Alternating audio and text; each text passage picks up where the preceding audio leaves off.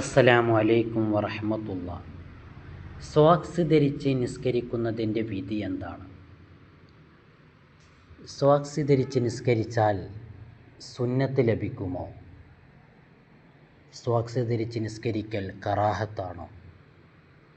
കർമ്മശാസ്ത്ര പണ്ഡിതന്മാർ പഠിപ്പിക്കുന്നത്, വിശിഷ്യ ഷാഫി മദ്ഹബിലെ പ്രമുഖരായ കർമ്മശാസ്ത്ര പണ്ഡിതന്മാർ പറയുന്നത്, സോക്സ് ധരിച്ച് നിസ്കരിക്കൽ അനുവദനീയമാണ്. സോക്സ് ധരിച്ച് നിസ്കരിക്കൽ സുന്നത്തല്ല, അത് ജായിസാണ്, അനുവദനീയമാണ്.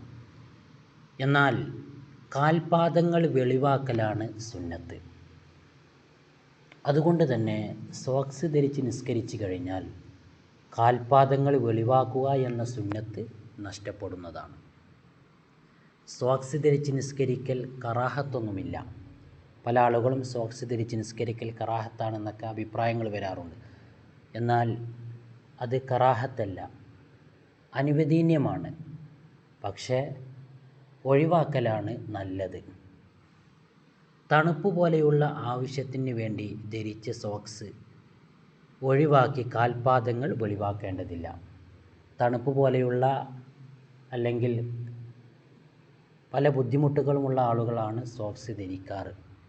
അങ്ങനെ ആവശ്യത്തിന് വേണ്ടി മാത്രം സോക്സ് ധരിച്ച് നിസ്കരിക്കാവുന്നതാണ്. അതല്ലാതെ വെറുതെ ആവശ്യമില്ലാതെ സോക്സ് ധരിച്ച് നമസ്കരിക്കൽ നല്ലതല്ല. കാരണം ആ സോക്സ് ധരിക്കുന്നതിലൂടെ കാൽപാദങ്ങൾ വെളിവാക്കുക എന്ന സുന്നത്ത് നഷ്ടപ്പെടുന്നതാണ്. സോക്സ് ധരിച്ച് നമസ്കരിക്കുന്ന ഇമാമിനെ തുടർന്നാൽ ജമാഅത്തിൻ്റെ പ്രതിഫലമൊന്നും നഷ്ടപ്പെടുകയില്ല.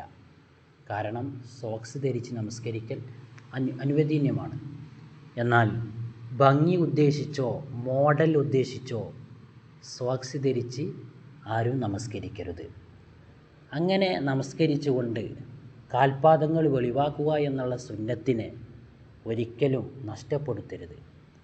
നമസ്കരിക്കുമ്പോൾ നമ്മുടെ കാൽപാദങ്ങൾ വെളിവാക്കുക എന്നുള്ളത് സുന്നത്താണ്, അതിന് പ്രതിഫലമുണ്ട്. ആ പ്രതിഫലം ബുദ്ധിമുട്ടില്ലാത്ത ആളുകൾ, ഒരു കുഴപ്പവുമില്ലാത്ത ആളുകൾ സോക്സ് ധരിച്ച് ഒരിക്കലും നമസ്കരിച്ചുകൊണ്ട് ആ സുന്നത്ത് നഷ്ടപ്പെടുത്തരുത്. തണുപ്പ് പോലെയുള്ള പ്രശ്നങ്ങളുള്ളവർ മാത്രമാണ് സോക്സ് ധരിച്ച് നമസ്കരിക്കേണ്ടത്. അല്ലാത്തവർ കാൽപാദം വെളിവാക്കിക്കൊണ്ട് തന്നെ നമസ്കരിക്കേണ്ടതാണ്. അസ്സലാമു അലൈക്കും വറഹ്മത്തുള്ളാഹി.